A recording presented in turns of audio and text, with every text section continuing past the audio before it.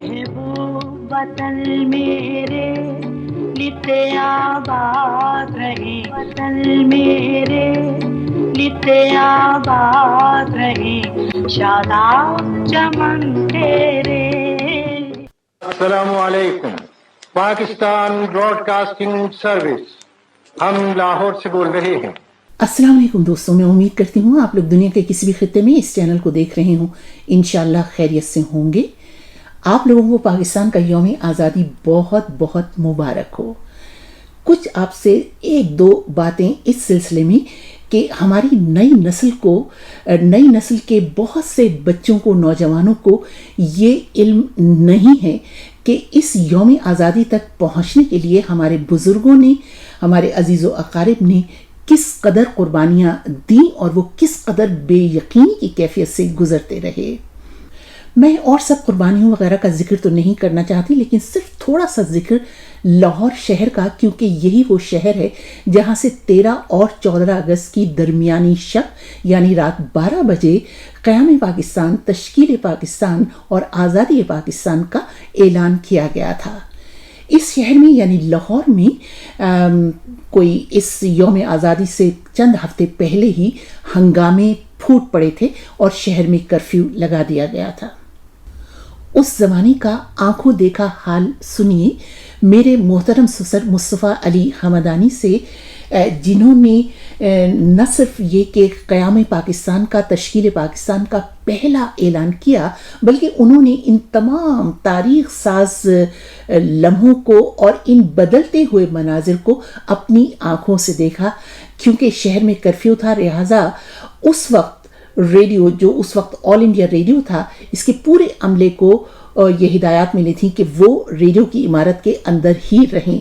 لہٰذا مصطفیٰ علی حمدانی آل India radio کی عمارت میں داخل ہوئے اور 14 اگست کو قیام پاکستان کا پہلا اعلان کرنے کے بعد ریڈیو پاکستان کی عمارت سے باہر نکلے۔ یہ اعلان انہوں نے کیسے کیا اور کس طرح سے ان لمحوں کا انتظار تھا وہاں عمارت کے اندر، اسٹوڈیوز کے اندر، یہ سب احوال انہی کی زبانی۔ جن روح فرسا اور جاں گسل حالات میں پاکستان مارد وجود میں آیا، ریڈیو پاکستان کا قیام اور اس کی ابتدا بھی ویسے ہی حالات میں ہوئی۔ بے سر و سامانی اور پریشانی کا یہ عالم تھا کہ دفتر کا عملہ بھی ناکافی تھا۔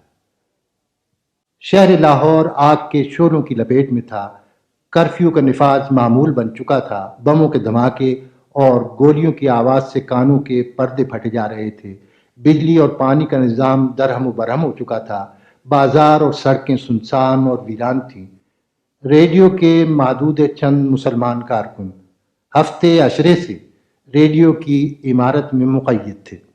گھر والے ہمارے حالات سے بے خبر تھے اور ہم گھر والوں کی خیر خبر معلوم کرنے کے لیے بے تاب و بے قرار تھے۔ بازار اور دکانوں کے بند ہونے کے باعث راشن تک دستیاب نہ تھا۔ کینٹین سے چائے بصحد مشکل ملتی تھی، نوبت فاقوں تک پہنچ چکی تھی، ہم لوگوں کے پاس پھوٹی کوڑی تک باقی نہ تھی۔ یہ حالت دیکھ کر اسٹیشن ڈائریکٹر احمد سلمان نے اپنی گنت سے ہمیں 100 روپیہ عنایت کیا۔ آٹا، دال، گھی وغیرہ حاصل کرنے کے بعد کینٹین سے 2 وقت کا کھانا ملنے لگا۔ لوگوں کی جان میں جان آئی۔ اب وہ ساعت قریب آ رہی تھی جس کے لیے ملت اسلامیہ برسوں سے چشم برآ تھی، مگر ساتھ ہی یہ افواہ بھی زوروں پر تھی کہ لاہور پاکستان کے حصے میں نہیں آ رہا۔ میں بھی اپنے دوسرے ساتھیوں کی طرح کئی روز سے ریڈیو کی عمارت میں مقیم تھا۔ خدا خدا کر کے 13 اگست سن 47 کا دن طلوع ہوا۔ شام کی مجلس حسب سابق آل انڈیا ریڈیو کے لاہور مرکز کی حیثیت سے شروع ہوئی۔ 13 اور 14 اگست کی درمیانی رات کو 12 بجے ریڈیو پاکستان کی بسم اللہ ہونے والی تھی۔ ایک خصوصی مجلس کی نشریات کی تیاریاں مکمل ہو چکی تھیں، مگر ریڈیو سے اس کے اعلان کرنے کی ممانعت تھی۔ میں نے 11 بجے رات کی مجلس کا اختتامی اعلان کیا اور اس طرح آل انڈیا ریڈیو کو دفن کر دیا گیا۔ آزادی اور قیام پاکستان کی منزل اب قریب سے قریب تر ہو رہی تھی۔ صرف 60 منٹ کی مدت باقی تھی، آزادی کا سویرا ہونے والا تھا۔ میں ریڈیو پاکستان کے پہلے اناؤنسر کی حیثیت سے اسٹوڈیو نمبر 5 میں پہنچ چکا تھا۔ نظریں دیوار پر لگی ہوئی گھڑی کی سوئیوں پر مرکوز تھیں، سگنیچر ٹیون بج رہی تھی، پھر یکایک اسٹوڈیو کی سرخ بتی روشن ہوئی، گھڑی کی دونوں سوئیاں 12 کے ہندسے پر گلے مل رہی تھیں، یکایک فضا میں پاکستان براڈ کاسٹنگ سروس کے تاریخی الفاظ گونجے اور ساتھ ہی پورا شہر تکبیر کے نعروں سے گونج اٹھا۔ دنیا کے نقشے پر ایک نیا ملک پاکستان ابھر آیا۔ السلام علیکم، پاکستان براڈ کاسٹنگ سروس، ہم لاہور سے بول رہے ہیں۔ 13 اور 14 اگست سن 47 عیسوی کی درمیانی رات 12 بجے ہیں۔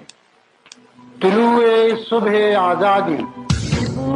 وطن میرے نت آباد رہے، شاداب چمن تیرے۔